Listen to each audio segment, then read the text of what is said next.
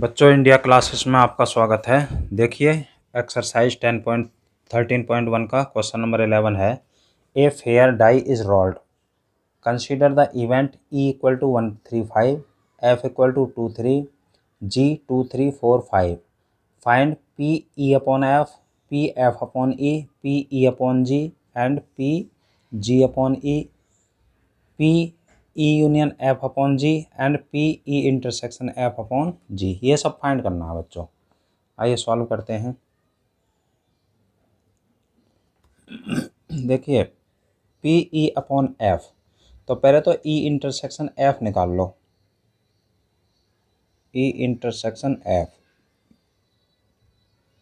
ई में और एफ में क्या कॉमन है? ई में देखो 135, एफ में 23, तो 3 कॉमन है।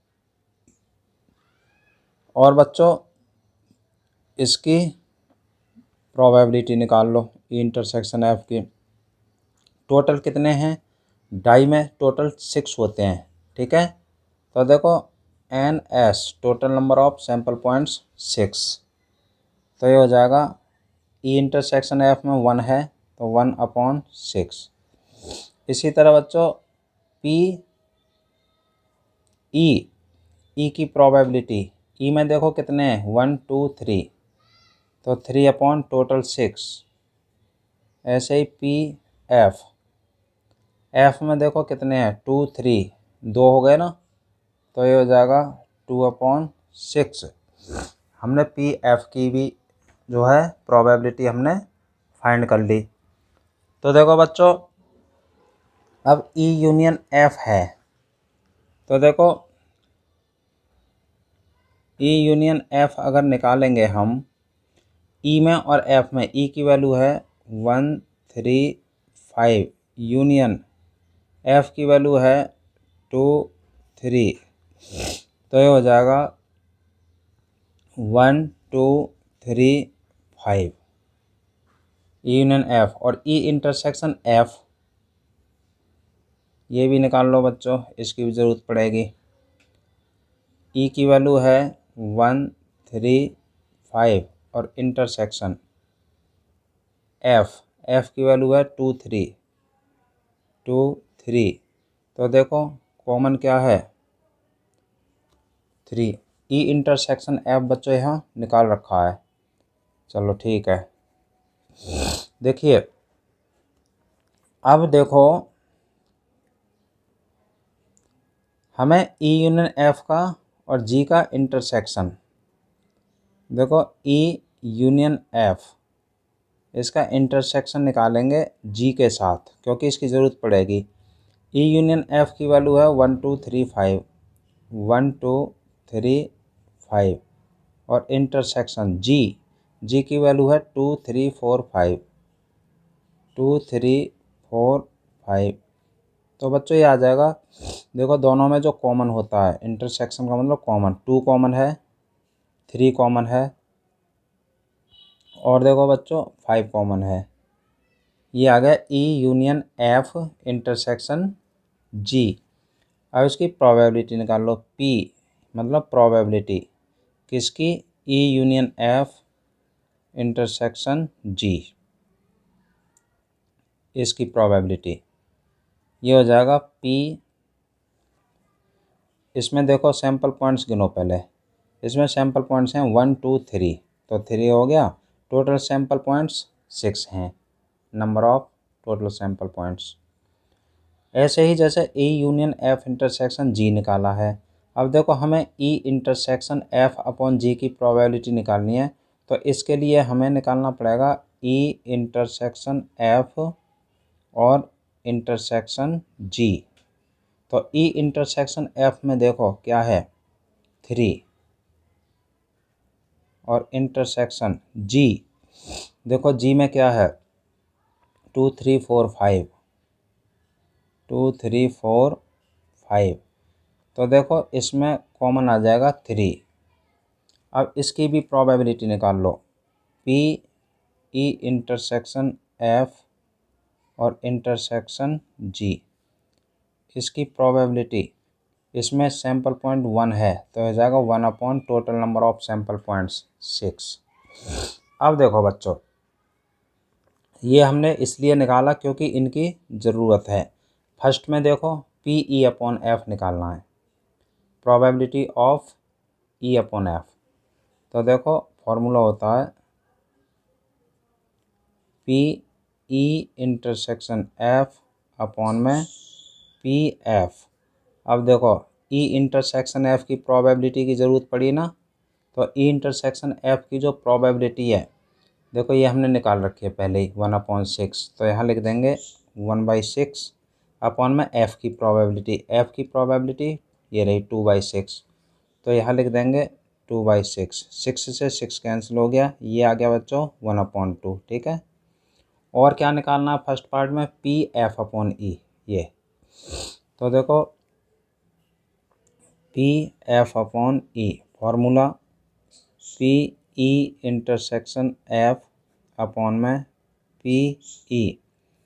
तो ई इंटरसेक्शन एफ की प्रोबेबिलिटी, ई इंटरसेक्शन एफ की प्रोबेबिलिटी 1/6। तो यहाँ लिख देंगे 1/6 और अपॉन में ई की प्रोबेबिलिटी। ई की प्रोबेबिलिटी बच्चों ये रही 3/6, यहाँ आ जाएगा 3/6। 6 से 6 कैंसिल हो गया, ये आ गया 1/3।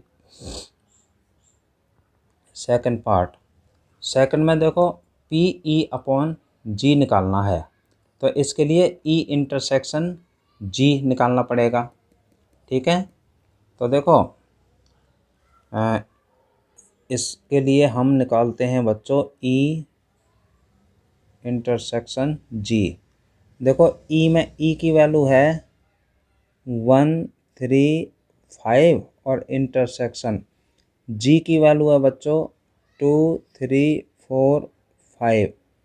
तो देखो इंटरसेक्शन का मतलब जो दोनों में कॉमन होता है, दोनों में देखो कॉमन है 3 और 5, 3 5, ये आ गया 3 और 5। अब इसकी प्रोबेबिलिटी निकाल लो बच्चों, पी ई इंटरसेक्शन जी। यहाँ बच्चों हमने निकाली नहीं है, यहाँ भी निकाल सकते थे, तो कोई बात नहीं, अब निकाल सकते हो। तो हो जाएगा 1 2, 2 सैम्पल पॉइंट्स हैं और टोटल हैं हमारे पास 6। अब जो इसमें सेकंड पार्ट में पूछा वो निकालते हैं। देखो पी ई अपॉन जी और पी जी अपॉन ई। तो देखो P E upon G equal to P E intersection G upon में पी जी की प्रोबेबिलिटी। देखो ई इंटरसेक्शन जी की तो है 2/6। अब जी की प्रोबेबिलिटी देखो, जी में कितने सैम्पल पॉइंट हैं, 1 2 3 4, 1 2 3 ये हैं बच्चों, 2 3 4 6 है ना, तो 1 2 3 4, 4 सैम्पल पॉइंट्स हो गए। तो जी की प्रोबेबिलिटी यहीं लिख देता हूँ, प्रोबेबिलिटी जी ये हो जाएगा 4/6। ठीक है बच्चों। इसी तरह ये बच्चों हमने 4/6 लिख दिया। तो देखो यहाँ रख देते हैं वैल्यू 4/6। यहाँ भी लिख सकते थे, मैंने ऊपर वही लिख दिया है, 6 से 6 कट गया, ये 2/4, 2 1 जा 2 और 2 2 जा 4, 1/2 आ गया बच्चों। अब देखो पी जी अपॉन ई निकालना है हमें। तो देखो पी जी अपॉन ई formula P E intersection G upon में हो जाएगा पी ई। तो देखो पी ई इंटरसेक्शन जी कितना है, 2/6 अपॉन में ई की प्रोबेबिलिटी। देखो बच्चों ई की प्रोबेबिलिटी है कितनी, 3/6। तो यहाँ रख देंगे, तो 3/6, 6 से 6 कैंसिल आ गया, ये आ गया 2/3।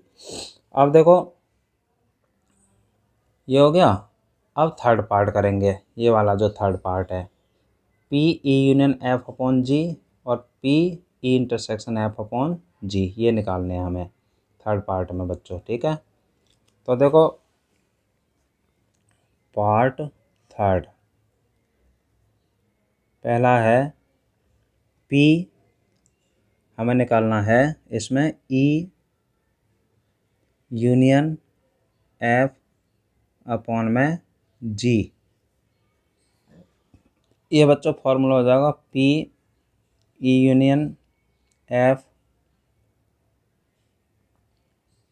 इंटरसेक्शन जी और अपॉन में पी जी। तो देखो इसकी value probability of E union F intersection G. तो देखो ई यूनियन एफ और इंटरसेक्शन जी इसकी प्रोबेबिलिटी है 3/6। तो यहाँ लिख देंगे हम 3/6 अपॉन में जी की प्रोबेबिलिटी। जी की प्रोबेबिलिटी बच्चों ये रही, देखो कितनी है 4/6। तो यहाँ रख देंगे हम अपॉन में 4/6। 6 से 6 कट गया, क्या बचा बच्चों 3/4 ये आ गया। और हमें इसमें पार्ट में क्या निकालना है, हमें प्रोबेबिलिटी निकालनी है अब पी ई इंटरसेक्शन एफ और अपॉन में जी, इसकी प्रोबेबिलिटी निकालनी है बच्चों। अब देखो इसका फॉर्मूला हो जाएगा पी ई इंटरसेक्शन एफ और इंटरसेक्शन जी और अपॉन में हो जाएगा बच्चों पी जी। इनकी वैल्यू रख देंगे। देखो इसकी वैल्यू हमने बच्चों प्रोबेबिलिटी ये निकाल रखी है, ये है 1/6। तो इसको यहाँ पुट कर देते हैं 1/6 अपॉन में पी जी। जी की प्रोबेबिलिटी बच्चों, जी की प्रोबेबिलिटी देखो कितनी है, ये है 4/6। तो 4/6 को रख देता हूँ यहाँ पर। तो अपॉन में हो जाएगा 4/6। 6 से 6 कैंसिल हो गया, ये आ जाएगा 1/4। ये बच्चों हमने सारा क्वेश्चन कंप्लीट कर दिया। देखो जो भी इसमें पूछा था शुरू से लेके अब तक हमने टोटल क्वेश्चन कंप्लीट कर दिया। ये आपका बच्चों क्वेश्चन इज कंप्लीटेड।